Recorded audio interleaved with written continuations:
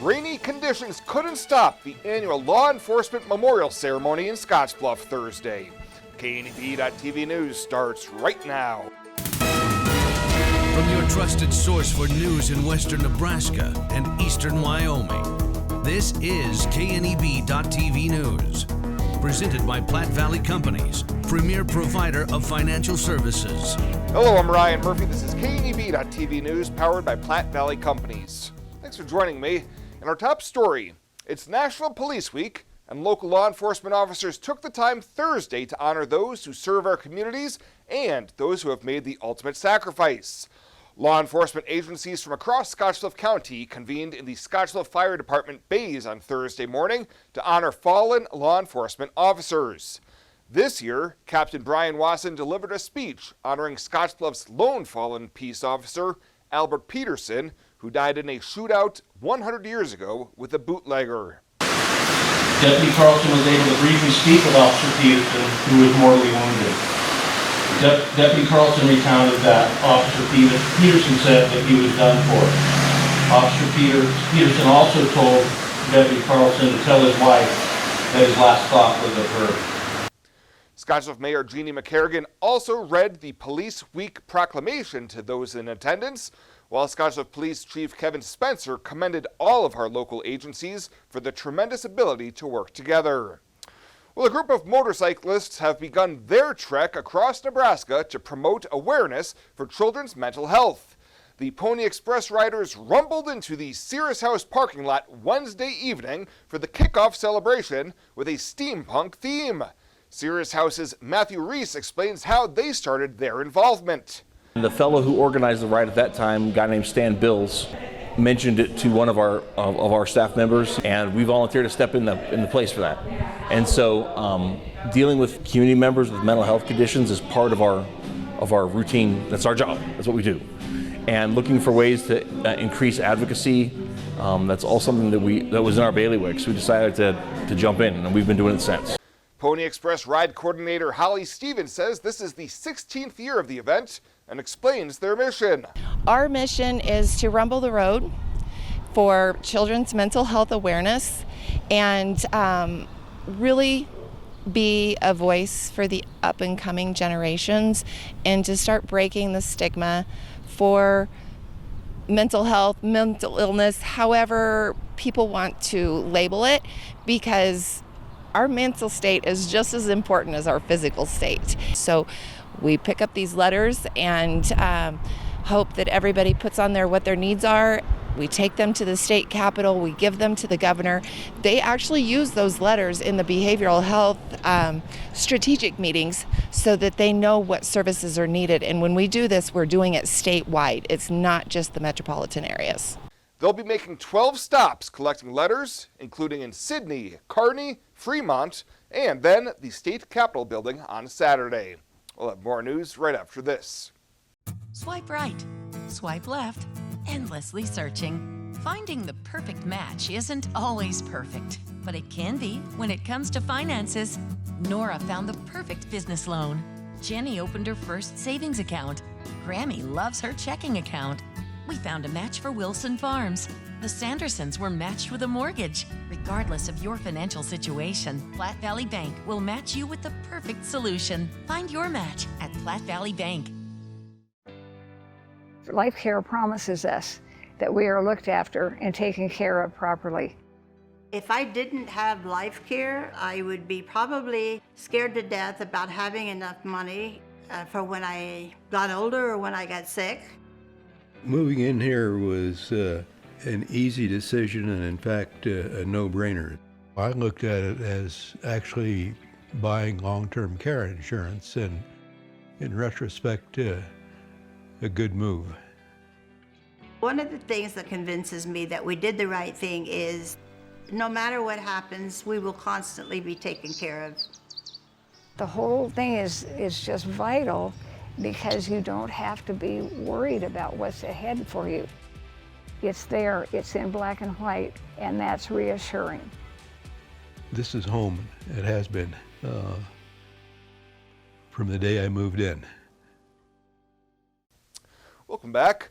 A former Shattered man has lost his appeal to the Nebraska Court of Appeals on his conviction of first-degree sexual assault.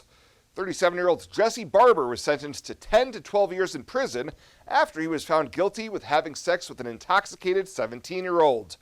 Barber had sought post-conviction relief, citing ineffective trial counsel. However, the High Court addressed each claim in a ruling on Tuesday and ultimately affirmed the Dawes County District Court's denial of Barber's motion for post-conviction relief.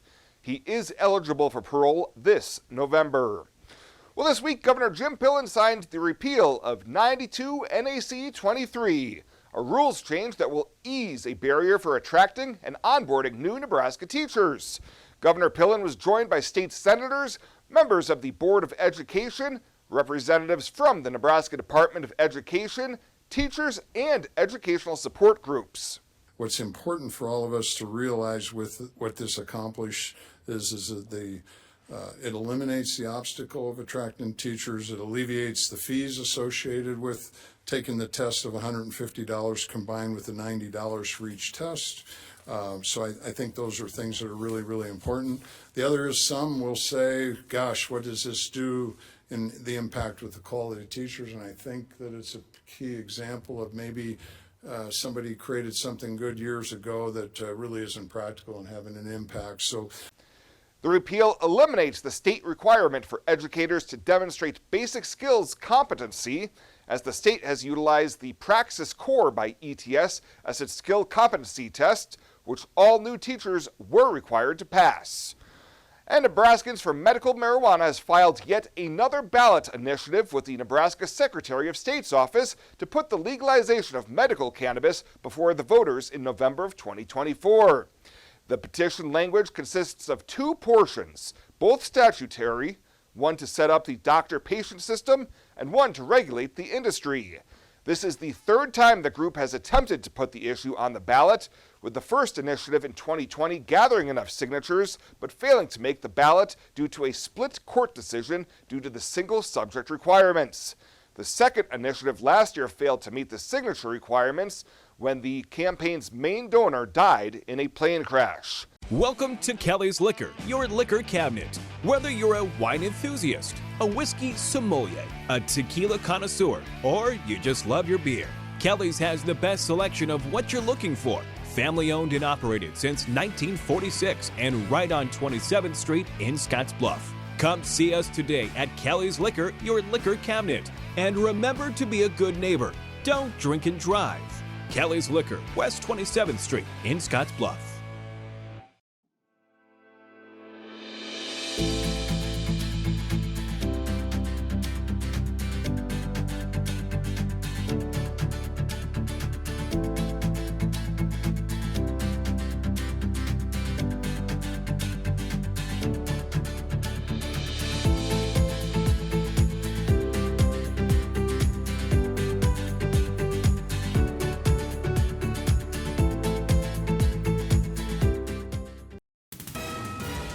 This is KNEB.TV weather from the KNEB Storm Center, your trusted source for weather. Clear skies coming our way across the region as we go through the evening hours and overnight. Temps get comfortable down into the 40s, and there will still be some areas of smoke, although it has dissipated compared to what it was. We see more chances of seeing that smoke dissipate here through the weekend, leaving us with sunny, nice conditions, temps warm. Storms do return next week, and we could be in the offing for some more heavy rain again. Yesterday, just 60 degrees, came up short of that average by 13. 50 was our low, so we didn't really move much yesterday. Had to expand the rain gauge out as we've topped 5 inches for the month now. That is an inch and a half above normal, or an inch and a half is what we normally would have, over 3.5 inches above normal. With that extra 4,300 yesterday, we're right on the door of 8 inches for the year. So far this month, we've seen temps mostly above normal. Had a below normal yesterday and today, but the weekend we're going to trend back to above normal. And look at all the days with precip in there. Several of them. In fact, just 8 of the 18 days we did not see precip. So that's 10 days that we have. And all of those, most of those days, some decent precip, some of them over an inch there in 1 day periods. More rain coming, but not this weekend. It should be Tuesday before we start to see showers and storms return to the region, and good chances continue through the rest of the week and probably on into next weekend as well. Breezy conditions, not bad out there, though, next week. For the most part, things are quiet. Well, we've got graduations going on this weekend, and if you're heading out to graduations on Saturday, we'll be in the 60s at 10 o'clock, in the 70s after lunchtime with mostly sunny skies. And if you have graduation plans on Sunday, be sunny, temperatures a bit warmer, 70 or so by 10 o'clock, and in the upper 70s to near 80 by afternoon. Temperatures right now are mostly in the 60s across the region. 67 in Omaha, 67 in Topeka, 63 in Chadron. 60, though, in Cheyenne, 62 down in Denver. Closer to home, it looks like 61 is what the 60 to 61 there, the coolest readings we can find. Warmest would be the 68 in Guernsey and Casper. So everybody in the mid-60s, low to mid-60s. Winds are light out of the northeast and gusting under 20 miles an hour. Very nice day out there in terms of that going on as well. Futurecast is going to be quite quiet. Other than a few high-level clouds and some areas of smoke, there's not going to be much to deal with here through the weekend. It's going to remain quiet and calm, warmer, and just a very nice weekend. We were due for a nice weekend, and we finally got one. It'll be dry here across the region, virtually no chance of precip. Maybe late Sunday we could see an isolated shower or storm move across the region, but chances are pretty slim. Lows overnight in the 30s to near 40s. Highs tomorrow, 70s to near 80 for the most part. As far as precip goes, very little light precip there coming late Sunday possibly, with a few showers and storms. Otherwise, it's going to be mainly quiet. Well, now as we take a look, as we go on into next week, though, I told you things are going to get more active. Here as we go Monday night, then by Tuesday afternoon and evening, we start to reset the stage with more scattered showers and storms. They'll be around Tuesday, more numerous, though, as we go through Wednesday afternoon and Wednesday evening. You'll see another buildup of showers and storms across the region. Dying off Thursday during the day, we rebuild more showers and storms. Going to Friday, repeat, rinse and repeat with more showers and storms out there.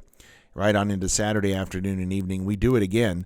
So we've got lots of chances to see some moisture next week, and it could total up to high levels of moisture in portions of Nebraska. We'll pay attention as things get closer. Clear skies tonight, lows down around 43. Tomorrow, it is going to be mostly sunny and 78 beautiful degrees. Light winds, more of the same continues on Sunday, near 80, low 80s on Monday. We stay in the low 80s Tuesday, bring in some isolated storms, cool back into the 70s is all. Wednesday, Thursday with afternoon thunderstorm chances returning.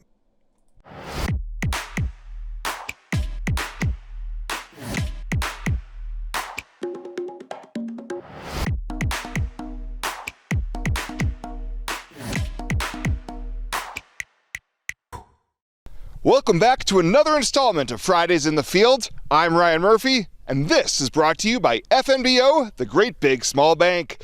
We're on location at Miller Farms, located in Sioux County, Nebraska, literally just a stone's throw away from the Wyoming border. We'll be catching up with the men of Miller Farms, a third-generation farming operation located about 10 miles north of Henry, Nebraska. I'm excited to be joined here by Glenn Miller. Glenn, can you tell me a little bit about your operation? Yep, we have cattle, a few cattle, cows and calves. We grow corn, dry edible beans, alfalfa, and winter wheat. So that's basically the operation as far as what crops and things we grow and sell. And about how much land do you have that you're farming here? Oh, we farm around 1,000 acres, split up between those crops. A little bit of pasture. So at this point, what's been keeping you busy for the last few months as we're at the midway point of May? Well, we've just been planting corn, getting fields ready to plant and things like that. Calving out the cows, which is virtually done now. So just prepping ground and planting corn so far. We will be transitioning into getting ready to plant some beans here in a couple weeks or so, probably. So that'll be the next thing on our agenda as far as that goes. Doing the canals in the the canal's got water in it right now. We're able to irrigate. We've had some very beneficial rains in the last week or so, we are going to irrigate some of our alfalfa and stuff right now and go from there. And we had been in the drought conditions for so long. I don't know specifically here in Sioux County how bad it was, but over the last 7 days or so, we had upwards of 5 inches at the Scottsbluff radio station. How much rain did you get here at Miller Farms? We're looking at about a little over 2 inches here, 2 to 2.25 it looks like, and but very beneficial. Came down pretty nice and slow, hardly any runoff anywhere, and it was very dry prior to that, so it was very, very much needed. And with 1,000 acres, it's not one man that can do it all. You have some help here at the farm. What do you have for assistance? I have my son, Ross is here, and then we have 2 other employees too, so helping out. So at this point in mid-May, is corn already planted, or are you still prepping for that? Nope, the corn is all pretty well in the ground. We have one place to plant yet for a neighbor that we do just a little bit of custom work around the neighborhood, not a lot, but a little bit, and we have about a day's worth of planting on his place. It'll have to dry out a few days till we can get in and do that. Then we should be wrapped up with corn. And then what is your timeline when you pivot to the dry edible bean planting? We always try to get them started in the ground around the 25th of May. That can go on into early part of June, just depending on weather and how everything's working. And a big difference between eastern Nebraska and western Nebraska. A lot of soybeans out in the eastern part of the state, but here it's more the Pintos, the Great Northerns. What varieties are you planting here? This year we'll be planting all Pintos. We have grown Great Northerns in the past, but this year we're going to go with all Pintos. And as far as the timeline for planting those dry edible beans, is it going to be sometime here in May? Yeah, we'll probably get started here the end of May, and it might take us a week or 10 days to get them in the ground and go from there. Hopefully we keep receiving some of this nice moisture we've got in the last week. And with the alfalfa, you get multiple cuttings out of that, is that correct? Yes, we generally get 4 cuttings, starting in 10th of June to middle of June, and with the first one, and then every 30 days or so after that for 4 cuttings. And Mother Nature out here in western Nebraska is always throwing us a curveball. What are some of the biggest obstacles you face year in, year out with the weather that comes in your neck of the woods? Well, sometimes we have late frosts this time of year or later, clear into the early part of June. Of course, hailstorms are never a good thing to a farmer. So those 2 things, and maybe some wind damage at times, but hopefully we'll have none of that this year. Well, we're going to continue following Miller Farms this entire growing season, and next time we're back, we'll see if it's knee-high by the 4th of July for their corn crop, as well as to check in on their beans and wheat. As we continue on FNBO's Fridays in the Field, right here on the Rural Radio Network.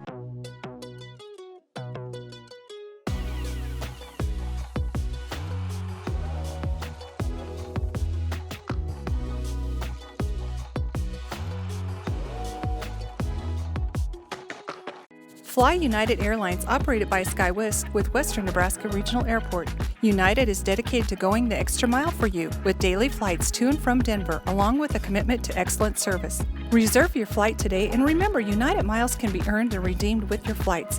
While at the airport, stop and enjoy authentic Italian food at Roma Italian Restaurant. Plus, Hertz Thrifty Car Rental is there for your car rental needs. Make life easier, relax, and get on board with Western Nebraska Regional Airport.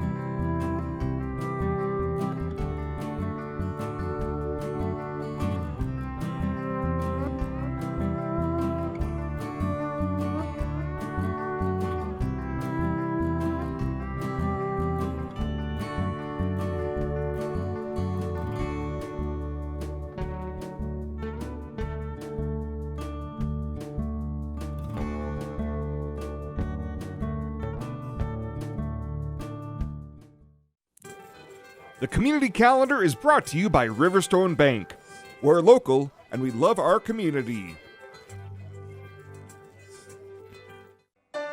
You deserve to have a building that will last for generations. With more than 110 years of experience and thousands of satisfied customers, Morton Buildings is the industry leader you can trust.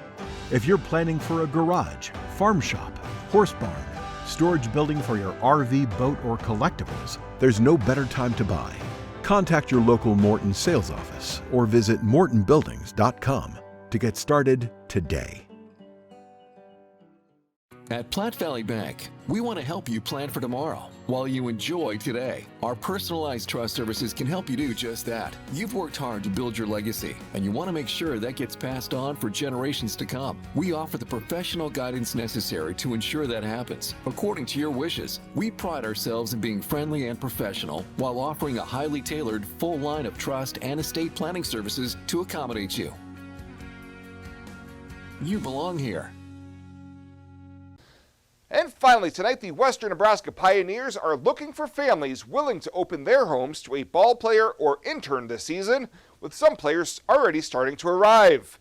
Pioneer host family coordinator Myra Heeman tells KNB News they're looking for hosts for about 7 players and 6 interns, with a family's primary role of providing a safe home for the college students. They visit with the host families. They establish that relationship. So the relationship that they establish with the host families and players and interns doesn't just last through the season. It goes beyond the season. They start following them as of now, where they're playing at their school. After the season, they start following them where they go back to their college. When they play next year. Heeman says host families are vital to the success of the organization, and if you do sign up, there are a few perks as well.